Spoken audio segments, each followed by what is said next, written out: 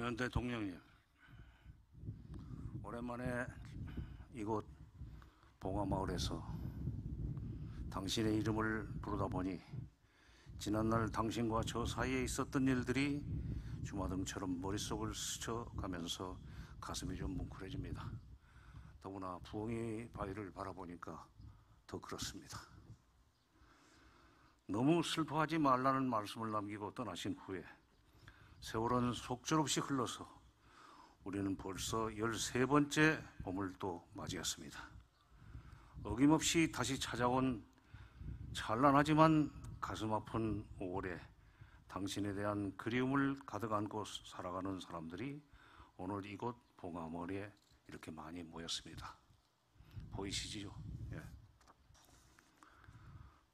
김대중 정부의 마지막 통일부 장관으로 일하던 제가 노무현 정부의 첫 통일부 장관으로 계속 일하게 되면서 당신을 만나게 된 건 참 특별한 경험이었습니다.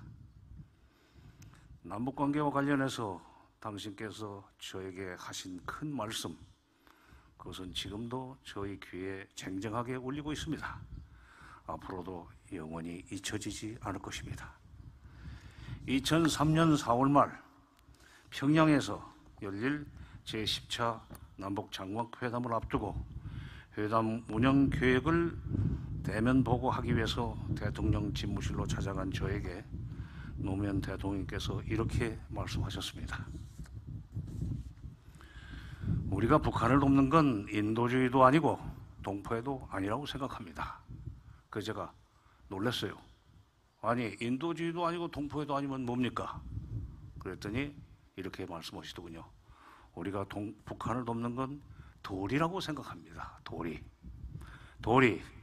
이것저것 따질 것 없이 우리 남한이 당연히 해야만 하는 일이 북한 돕기라는 말씀이었죠. 예. 이건 의식 수준이 보통 높지 않고서는 할 수 없는 말씀입니다. 툭하면 퍼주기다, 끌려다니기다 이렇게 말들 하는 사람들이 많은 이 세상에 의식 수준이 높지 않고서는 도저히 하실 수 없는 말씀이 바로 도리론입니다. 이런 높은 의식 수준을 가진 노무현 대통령이 김정일 위원장과 함께 만들어내신 14남북 정상선언의 정신은 남북관계와 관련해서 오늘도 유효한 가치입니다. 그리고 앞으로도 이어가야만 할 정신입니다.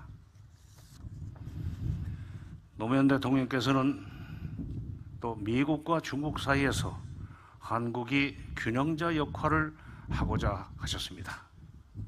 강대국들에 둘러싸인 우리나라가 그들에게 휘둘리기만 할 일이 아니라 스스로의 운명을 주도적으로 개척해 나가려고 애쓰셨습니다. 그러나 반발이 만만치 않았었습니다. 이른바 보수 진영, 보수 언론으로부터. 예컨대 우리 주제에 무슨 균형자냐, 한미동맹이나 잘 챙겨라 는 보수 진영의 비난과 비아냥 때문에 곤욕을 치르시기도 했습니다. 그런데 오늘 이 자리에 지금 문재인 대통령이 와 계십니다마는 문재인 정부 5년을 거치는 동안 대한민국은 세계 10위의 경제 대국이 됐고 6위의 군사 강국으로 우뚝 서게 됐습니다. 국제사회에서도 그뿐만이 아닙니다. 우리는 약소국 의식을 가지고 약소국 의식에 꽉 차 있고 발전도상국, 중진국 정도로 사평하고 있었지만 이제는 국제사회에서도 대한민국은 정치, 경제, 사회, 문화적으로 선진국 반열에 들어서게 됐습니다. 이 박수는 문재인 대통령님한테 보내십시오. 예.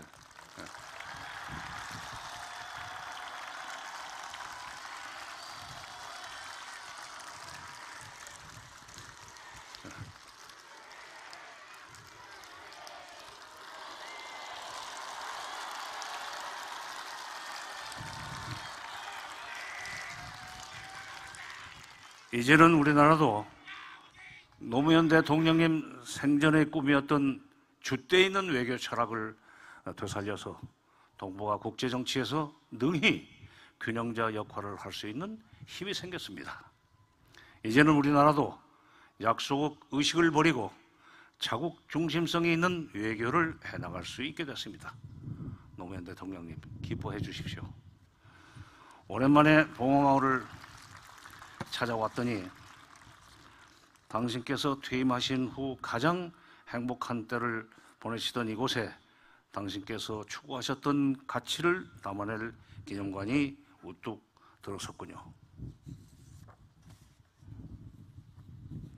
당신께서 삶을 통해 온몸으로 보여주셨던 기득권 및 수구 세력과의 투쟁, 지역주의 극복과 지역균형 발전을 위한 노력, 통일보다 평화가 먼저라고 하시면서 남북협력은 도리라면서 외교에서도 자국 중심성을 키우고자 하셨던 그 정신은 당신께서 가신 후에도 여전히 우리 사회의 화두로 그리고 숙제로 남아 있습니다. 최근 대선 패배 후에 기운이 나지 않는다고 말씀하시는 분들이 적지 않습니다. 뉴스도 보기 싫다는 분들도 많습니다. 현실적으로. 그럴수록 더 각성을 해서 민주당을 더 키워나갈 수 있는 힘을 모아주십시오.